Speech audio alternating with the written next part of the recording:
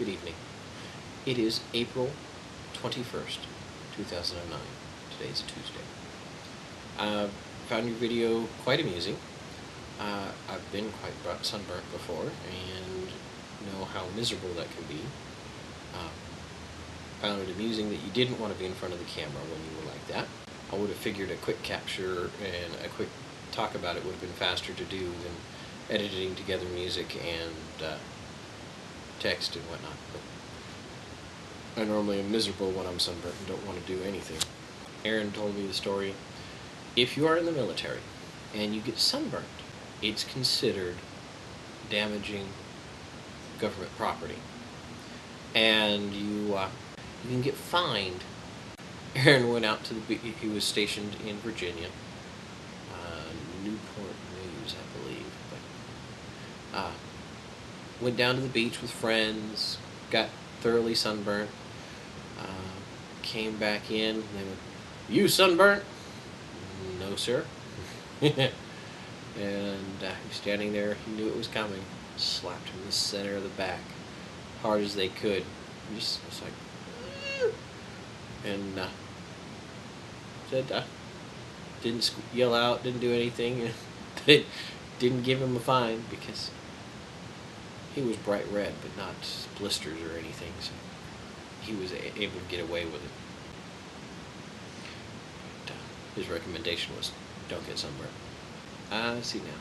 Rental unit still hasn't been rented out. Work is still work. We finally broke down the Obelisk. Don't know if I mentioned the Obelisk before. When our church used to meet every Sunday in the Civic Center, it had sound equipment for a praise group. And during the week, that stuff had to be packed up and locked up. So they built a large box on wheels that was painted was painted black, so you could easily make it hide in the corner and people would ignore it. At least that was the idea. The room we always met in was painted with white walls, so it sort of stood out. But when the church stopped meeting on Sunday mornings in a building, the Chapmans originally ended up storing it in a storage unit. Well, when they moved, the new place didn't have a storage unit, so they found a home for the sound equipment, and we ended up with a large black wooden box in our garage. So yesterday, Tanya started disassembling it. We still don't know what we're going to do with the supplies from it. Emmeline has mostly learned to put herself to sleep. She has a glowworm. Glowworm is the same toy they've been making for like 20 plus years. You push it on its belly, its face glows, and it plays music.